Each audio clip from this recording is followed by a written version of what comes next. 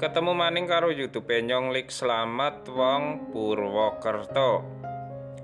Di kesempatan video kali ini Nyong arep membagikan satu resep cara gawe mochi asin. Mochi asin otomatis isiannya juga asin dan cenderung kita tambahkan rasa pedas. Untuk taburannya juga asin. Komposisinya juga berbeda dengan mochi pada umumnya, lebih gampang dan lebih simpel. Alhasil mochinya benar-benar sangat enak dan gurih. Seperti apa cara dan bahannya? Simak video kia dengan rampung. Langkah pertama, disiapna disit sebanyak 200 gram tepung beras ketan kemasan. Terus ditambah lagi dengan 30 gram gula pasir atau sekitar 3 sendok makan juga boleh.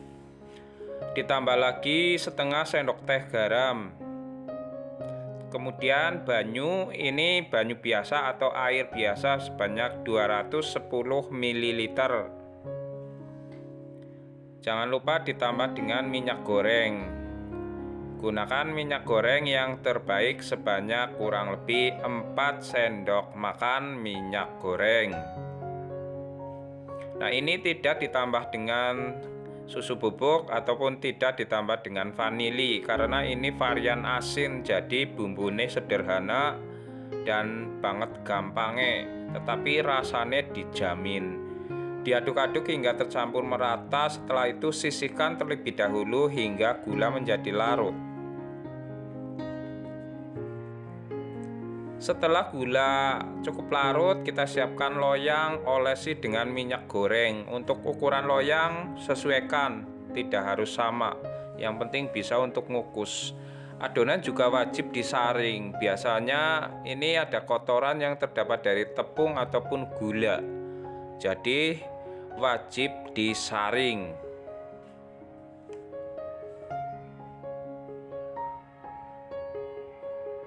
Setelah disaring seperti ini, kita siapkan panci yang airnya sudah mendidih dan tutup panci dialasi dengan kain. Kukus selama kurang lebih 25 menit di api cenderung kecil.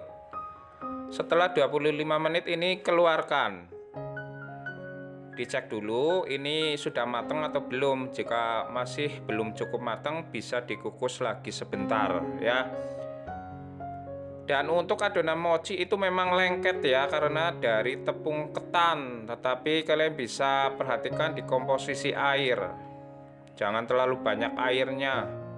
Nah, untuk wadah ini dioles dengan minyak goreng. Nah, ini ada yang tanya kenapa harus tunggu suhu ruang atau hangat baru diuleni atau di mixer seperti ini. Nah, ini saya coba yang selagi panas ya. Nih, panas-panas di mixer seperti ini sebentar saja. Udah langsung kalis. Sebenarnya jika terlalu panas itu takutnya jika diuleni pakai tangan, tangannya melepuh. Jadi saya sarankan nunggu hangat begitu ya. Untuk taburan ini saya gunakan tepung beras ketan disangrai dengan daun pandan. Cara nyangrenya gimana? Dengan api cenderung kecil saja, takutnya gosong, dan tunggu sampai tepungnya ringan. Atau biasanya ciri-ciri daun pandannya itu sudah kering. Nah, ini keadaan juga masih hangat ini. Jika terlalu lengket, kalian taburi dengan tepung yang sudah disangrai ya, atau bisa diuleni dengan tangan, tidak harus di mixer begitu. Ditarik-tarik ini juga sangat gampang karena ini masih panas ya, cenderung panas.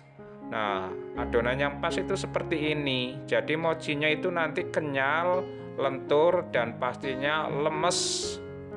Berikutnya dipotong-potong menjadi 14 bagian, masing-masing ini sekitar 30 gram. Atau disesuaikan saja monggo.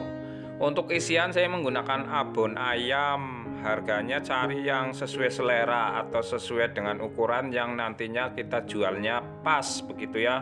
Karena abon itu ada harganya menengah ke bawah, premium, tergantung selera.